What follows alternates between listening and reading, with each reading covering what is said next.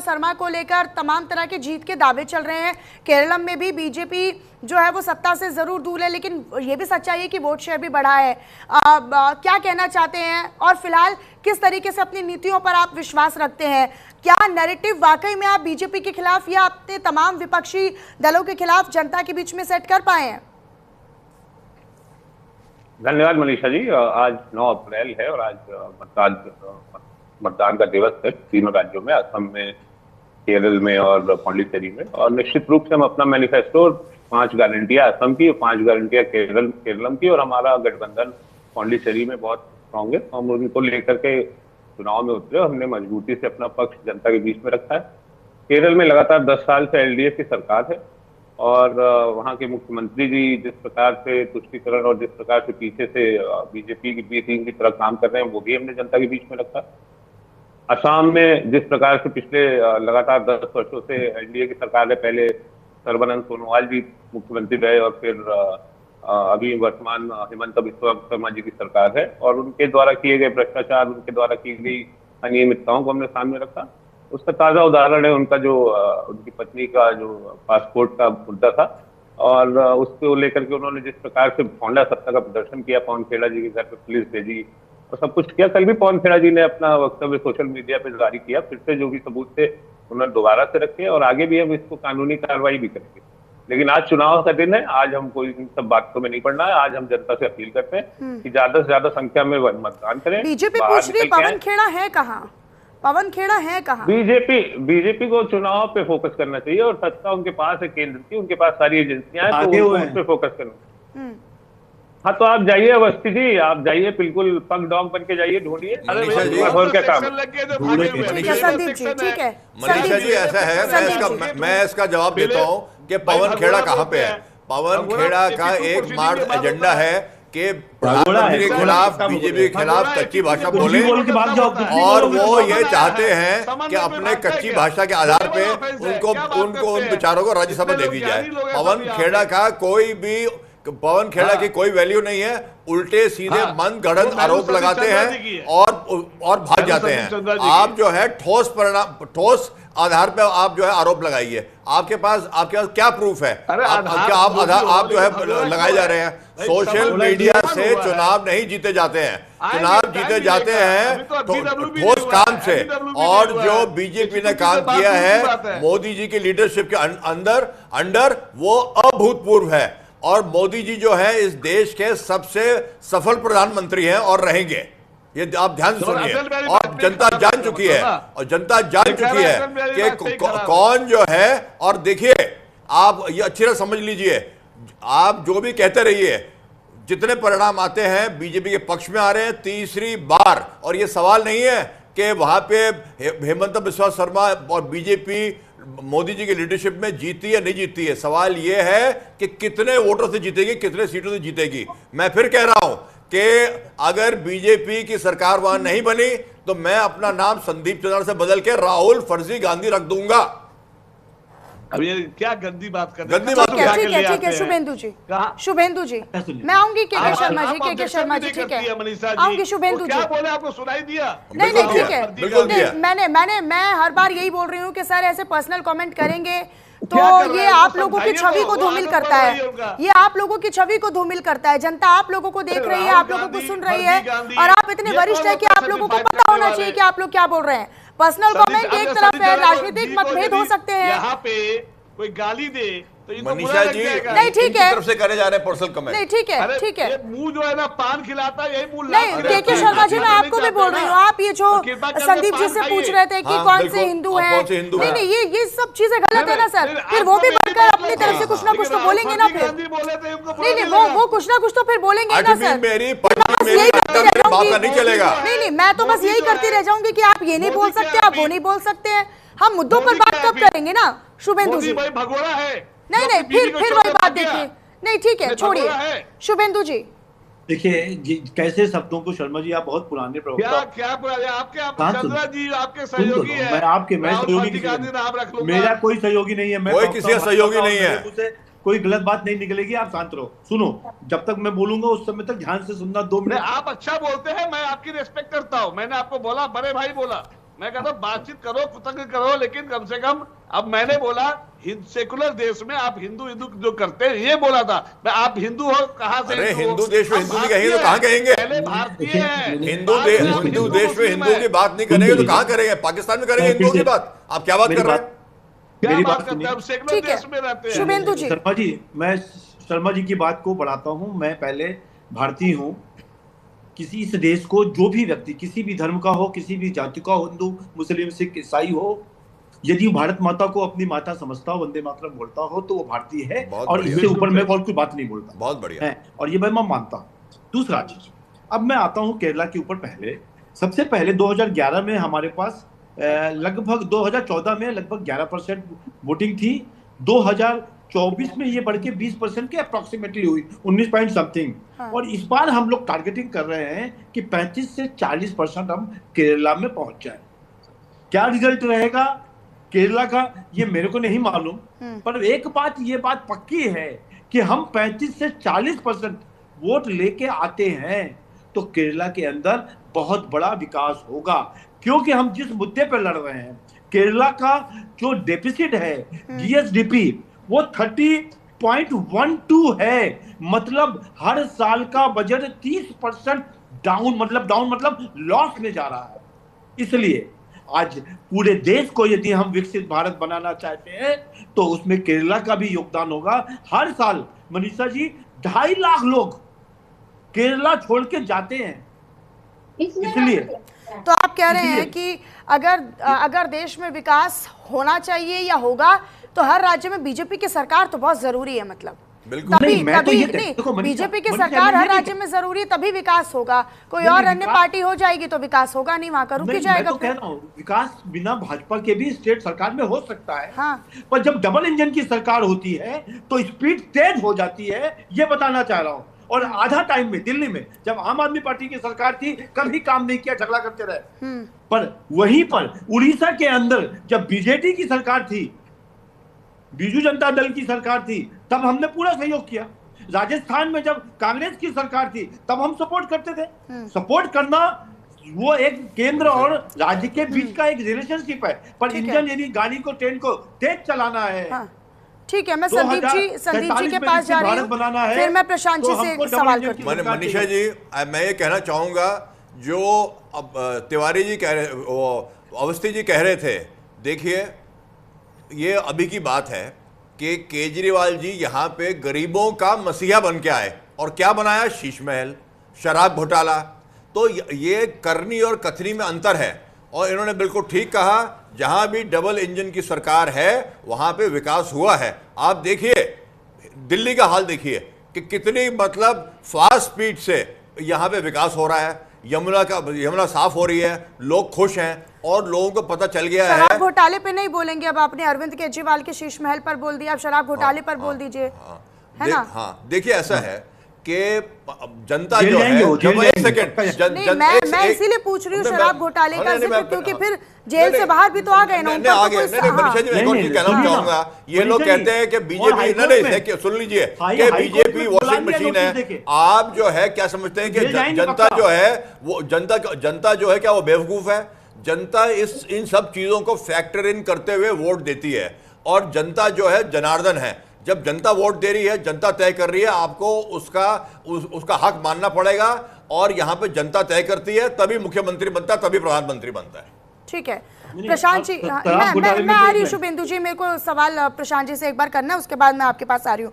प्रशांत जी, जोरहाट विधानसभा seat जहां से आपकी तरफ से गोगोई साहब को चुनावी मैदान में उतारा गया है, जो कि अभी पहली बार विधानसभा चुनाव लड़ रहे हैं। दूसरे उनके जो प्रतिद्वंदी हैं बीजेपी से हितेंद्र नाथ गोस्वामी, जो कि 7वीं बार विधानसभा चुनाव लड़ रहे हैं, जिनमें से वो सिर्फ 2 बार हारे हैं, 5 बार उनकी जीत हुई है, 6 बार उनकी जीत हुई है। लेकिन आप ये समझिए कि एक सांसद और एक जीता हुआ विधायक, आप विधानसभा चुनाव में अगर आप बड़ी चुनौती देना चाहते हैं कैंडिडेट्स को, विधायकों को, तो फिर आप ऐसे कैंडिडेट्स का सिलेक्शन करेंगे ना जो उनको टक्कर दे पाए। जोरहाट से आपने अगर गौरव गोगोई को उतार दिया है, तो आपको क्या लगता है, क्या वो समीकरण वहां पर समा पाएंगे? किस तरीके से वो समीकरणों को सेट कर पाएंगे? एक बार उनके प्रतिद्वंदी जो बार बार जीतते आए हैं, दूसरा वो एक नया चेहरा है। भाई सांसद के चुनाव में और विधानसभा के चुनाव में तो अंतर होता है ना, वहां संसद में बोल लेना और जनता के बीच में पकड़ बनाना, इसमें बहुत डिफरेंस होता है। बहुत बढ़िया बात करी मनीषा जी ने। प्रशांत, धन्यवाद मनीषा जी, धन्यवाद। असम प्रदेश कांग्रेस अध्यक्ष हैं गौरव गोगोई जी, और हमारी असम की कैंपेन को लीड कर रहे हैं, मैनिफेस्टो कमेटी के चेयरमैन हैं, और असम के प्रदेश अध्यक्ष होने के नाते और मैनिफेस्टो कमेटी के चेयरमैन होने के नाते वो प्रधान विधानसभा में प्रत्याशी हैं, और अभी वो मौजूदा समय पे सांसद हैं और विपक्ष के उपनेता हैं सदन में, लोकसभा में। तो बहुत ही महत्वपूर्ण पद पे हैं और बहुत ही जिम्मेदार व्यक्ति हैं और बहुत ही शानदार प्रत्याशी हैं। उनका एक बहुत ही राजनीतिक इतिहास रहा है। उनके पिता 3 बार के मुख्यमंत्री रह चुके हैं असम के, और बहुत ही शानदार रूप से वो जोरहार से चुनाव लड़ेंगे और अपनी प्रतिद्वंद्विता रखेंगे। और लोकतंत्र में सबको अधिकार है, हर पार्टी को अधिकार है कि अपना प्रत्याशी तय करे और उसको उतारे। तो मुझे कोई इसमें दिक्कत नहीं दिखाई पड़ती। सामने वाला प्रतिद्वंदी 5 बार से विधायक हो, 6 बार से विधायक हो, 7 बार से विधायक हो, उससे क्या फर्क पड़ता है? आपको प्रत्याशी तो उतारना है, उसकी मेरिट्स पे उतारना है, उसके विनेबिलिटी पे उतारना है। तो उसी फैक्टर पे हमने उनको मैदान में उतारा है और वो सामने से लीड कर रहे हैं। और रही बात, अभी थोड़ी देर पहले बात हो रही थी कि डबल इंजन की सरकार, तो दिल्ली में 5 इंजन की सरकार है। और संदीप चंद्रा जी लगता है सावन के अंधे, उनको यमुना का पानी दिखाई नहीं पड़ता। जाके देख लीजिए संदीप चंद्रा जी, यमुना की क्या हालत है। और रेखा गुप्ता जी, जिनको पैरामीटर्स पोल्यूशन के नहीं पता चलते, कहाँ कुछ बोलना है, कहाँ कुछ बोलना है, चीफ AQI नहीं, अरे रहन लीजिए, अरे रहन लीजिए, कमेंट मत करिए। अरे उनकी IQ बिगड़ जाएगी बेचारे। चंद्रा जी वैसे सुबह नाश्ता करके नहीं आए, उल्टा सीधा बोल रहे, तो कोई फायदा नहीं है। उल्टा सीधा आप बोल रहे हैं, अपना बोलिए, आप अपना बोलिए। दिल्ली में 5 इंजन की सरकार है चंद्रा जी, 5 इंजन में यमुना जी साफ नहीं हो पा रही अभी, और वहाँ पानी हो जाएगी, साफ हो जाएगी, साफ होनी शुरू हो गई है, हो जाएगी। 2047 तो एक भी सीट नहीं है वहाँ पे, एक भी सीट नहीं है। क्या करोगे आप? 50 आप क्या चाहते हो? और कांग्रेस दिल्ली में 0 सन्नाटा है। कांग्रेस दिल्ली में 0 सन्नाटा है। कांग्रेस दिल्ली में 0 सन्नाटा है। क्या है कांग्रेस दिल्ली में? राज किए हैं हम, तो 50 साल राज किए हैं। कुछ नहीं है, तभी राज नहीं करे हैं, राज नहीं करा है आपने, देश को खोखला कर दिया है। तो आप तो हारते गए लगातार, इसीलिए एक बार जीत गए तो अब इतना हमेशा जीतेंगे, हमेशा जीतेंगे, हमेशा जीतेंगे। कांग्रेस अगले 100 साल तक सत्ता में नहीं आ सकती है। 25 साल से आप सब तड़प रहे थे, सरकार कोई तड़प नहीं रहे थे। तो आप ये मत बोलिए। ये high command culture, low command culture, high command culture Congress का कल्चर है। ठीक है, 10 साल में बीजेपी कार्यकर्ताओं की पार्टी है, और आपकी पार्टी जो है, जितने लीडर कम है और पीएम के उम्मीदवार ज्यादा हैं, और खोखली पार्टी है आपकी। ठीक है, शुभेंदु जी। देखिए, मैं सभी प्रश्नों का जवाब देता हूँ। केरला में हम बहुत अच्छी तरीके से अपना परसेंटेज बढ़ाएंगे। पांडिचेरी में अच्छा चुनाव लड़ रहे हैं। तमिलनाडु, वेस्ट बंगाल और असम में हम सरकार बना रहे हैं। और ये चीज को आज हमारे चैनल के माध्यम से आप नोट कर लीजिएगा, और जब ये डिबेट दोबारा हो तो हमको के शर्मा जी और कांग्रेस के प्रवक्ता प्रशांत सिंह रायकवाल और संदीप चंद्रा जी के सामने जरूर बुलाइए। और बड़े गर्व के साथ कह रहे हैं, ये जो चेंज हो रहा है ये नए भारत के लिए हो रहा है। और जो नहीं कर पाए, मैं आपको आज भी बता रहा हूँ, पहले हम लोग कहा करते थे ना, बिहार का बड़ा खराब हालत है, यहाँ चुनाव कराना बड़ा मुश्किल है, उत्तर प्रदेश में बड़ा वो है। जब से वहां पर भाजपा की सरकार आई, डबल इंजन की सरकार आई, बिहार भी लोगों ने ये कहना छोड़ दिया। अरे 20 साल से डबल इंजन की सरकार है आपके बिहार में। मत बोलो के शर्मा जी, आपके बीच में नहीं बोलता हूँ मैं। देखो, हमको बात बोले उसके बाद मनीषा जी आपको मौका जरूर देंगे। जितना मौका आपको मिलता है उतना हमें मिल जाए ना, तो बीच में मनीषा जी, होती नहीं। मेरी रिक्वेस्ट है, मेरे से आधा टाइम काट के इनको के शर्मा जी को जरूर। सर, मेरे को बाकी मेहमानों का टाइम के शर्मा जी इसलिए स्ट्रेच करना पड़ रहा है क्योंकि उनकी बात आप पूरी होने ही नहीं दे रहे हैं, तो इसीलिए मुझे उनकी बात पूरी करने के लिए उनका टाइम इसीलिए स्ट्रेच हो रहा है। टाइम बाउंड होना चाहिए, टाइम बाउंड होना चाहिए। कितना नहीं, तो मैं टाइम बाउंड तो कर लूं सर, लेकिन उस समय पर खाली एक ही व्यक्ति बोले तब तो समझ में भी आएगा ना सर। हाँ, बात भी जाएगी जनता के बीच में। शुभेंदु जी, हाँ जल्दी से। तो मैं ये कह रहा हूँ कि वेस्ट बंगाल में और तमिलनाडु में बहुत समय के बाद ये जो भाजपा के साथ जो एक हमारा गठबंधन है, उस गठबंधन की सरकार आने वाली है। और मैं फिर से आपको कह रहा हूँ, केरला में और पांडुचेरी में हमारी स्थिति बहुत अच्छी होगी। और इस कारण से के शर्मा जी, मैं इसलिए कह रहा हूं कि जनता ने लगातार हमको आशीर्वाद दिया है। आपने कहा कि हम 70 साल तक, 75 65 साल तक, 55 साल तक दिल्ली भारत में राज किया है। आप लोगों ने जरूर किया है। मैं उस आशीर्वाद जो आपने राज किया है उसमें कहीं ना कहीं कुछ कमी रह गई होगी, इसीलिए जनता ने कहीं ना कहीं आके आपको बाहर किया है। और मैं फिर कहता हूं, ऐसा नहीं होता कि कोई एक ही सरकार काम करती है, कोई पुरानी सरकार काम नहीं करती है। उस दिन आपको जो समझ में अच्छा लगा होगा काम किया होगा, पर इफिशिएंसी जो वर्क की है, जो डायरेक्शन है, हम अपना डायरेक्शन 2047 के पहले विकसित भारत के रूप में करना चाहते हैं। और इसमें खाली भाजपा नहीं कर पाएगी। इस भाजपा के अलावा यदि भारत के सभी पॉलिटिकल पार्टी अपनी दलगत राजनीति को छोड़कर भारत के विकास के लिए राजनीति ना करते हुए, ठीक है, के शर्मा जी का रुख कर रही हूँ मैं। के शर्मा जी, आपको लगता है कि क्या मुख्य चुनाव आयुक्त का मुद्दा या ज्ञानेश कुमार का मुद्दा जनता के बीच में उस तरह का नैरेटिव बना पाया है?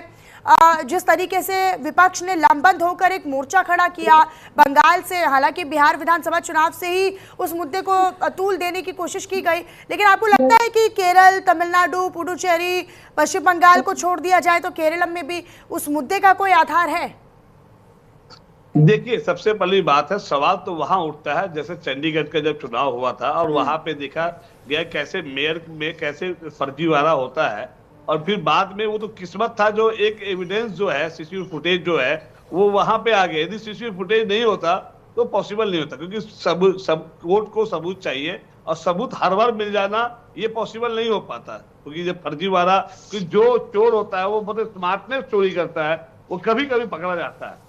पर हाँ, अब रही बात है, देखिए पहले क्या था, चीफ जस्टिस जो है सुप्रीम कोर्ट के, वो एक मेंबर हुआ करते थे इलेक्शन कमीशन को चुनने के लिए, लेकिन वो अब वो नहीं है। अब सत्ता पक्ष का दो आदमी और विपक्ष का एक आदमी, तो अब जिसको चाहिए उसको आप है ना इलेक्शन कमीशन का चेयरमैन बना सकते, कमिश्नर बना सकते। पहले क्या होता था? उससे पहले क्या होता था? अब बीच में मनीषा जी, नहीं, ठीक है, समझ लो, आप खाली बता दीजिए उससे पहले क्या होता था, जिसको के शर्मा जी को बोल लेने दीजिए ना, ठीक है, फिर मैं किस आधार पर बोलूंगी कि उनको मैं किस आधार पर रोकूंगी फिर आपकी बारी में? सर, तो बीच में आदमी बोल देता है, मैं बुरा नहीं मानूंगा, और बीच में बोलना डिबेट का मतलब ही होता है वार प्रतिवार तुरंत होना चाहिए, ठीक है। तो मेरा ये कहना है कि देखिए, जब पहले क्या होता था, बट अब क्या है कि अब जो भी चुना जाएगा वो भाजपा के द्वारा ही चुना जाएगा, कि 2:1 का रेशियो है, और ये रेशियो समझना पड़ेगा कि आखिर क्यों, जब सब कुछ से, जब सुप्रीम कोर्ट क्या वो गलत है,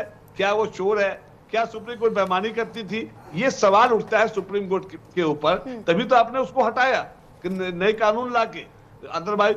तो यहाँ पे ये जरूर है कि चुनाव में जो एसआईआर जो है वहां होना चाहिए, जहां पे इतना समय मिल सके कि आप कोर्ट जाके अपने वोटर लिस्ट में जो आपका नाम कट गया है वहां जाके चले। आपको पता है हमारे देश में इतना ज्यादा जुडिशरी सिस्टम इतना स्लो है, आप अपने किसी एक को, यदि आज 5 साल पहले चुनाव हुआ, 5 साल में जिस डीएम ने सर्टिफिकेट दे दिया कि आप जीत गए 2 वोट से, जबकि आप हारे हुए थे, मनीषा जी, आप जो हारने वाला यदि कोर्ट जाता है तो उसको 5 साल लग जाता है, तब तक तो चुनाव दोबारा आ जाता है।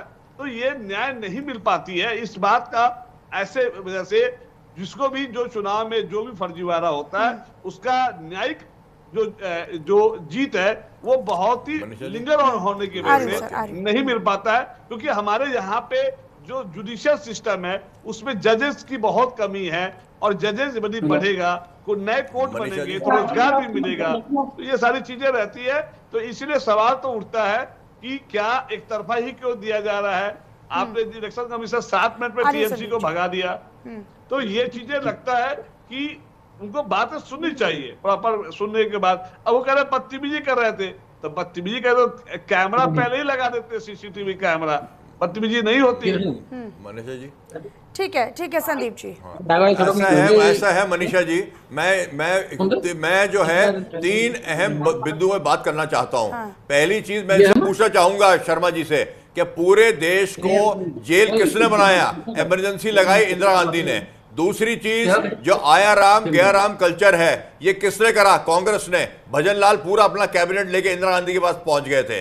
और तीसरी चीज, कांग्रेस को ये श्रेय जाता है कि जितनी चुनी हुई सरकारें थी उनको अवैध तरीके से गिराने का काम किसने करा? कांग्रेस ने। तो जवाब दे विपक्ष। ये लोग बात करते हैं मानव अधिकारों की, पूरे देश को जेल बना दिया इंदिरा गांधी ने। भजन लाल आगे आया राम गया राम कल्चर, और सबसे ज्यादा चुनी हुई सरकारें। अब देखिए, अब इतिहास देखिए, मैं बिंदुओं में बात करता हूं, फैक्ट्स पे। बोले ये लोग कि आपने चुनी हुई सरकार चोरी से किसने गिराई? कांग्रेस ने। तो ये किस बात की बात कर रहे हैं? ये उल्टा चोर कोतवाल को डांटे, उल्टा चोर कोतवाल को डांटे। अट भी मेरी, पट भी मेरी, अंटा मेरे बाप का। नसीब देखिए तो बूंद नहीं नसीब, प्यास देखिए तो समंदर जैसी प्यास। ये लोग क्या बात कर रहे हैं? ठीक है, प्रशांत जी का मैं रुख करूंगी, लेकिन उससे पहले एक बड़ी जानकारी अपने दर्शकों तक दे देते हैं। महिला आरक्षण बिल पर प्रधानमंत्री नरेंद्र मोदी ने संदेश दिया है। नारी शक्ति के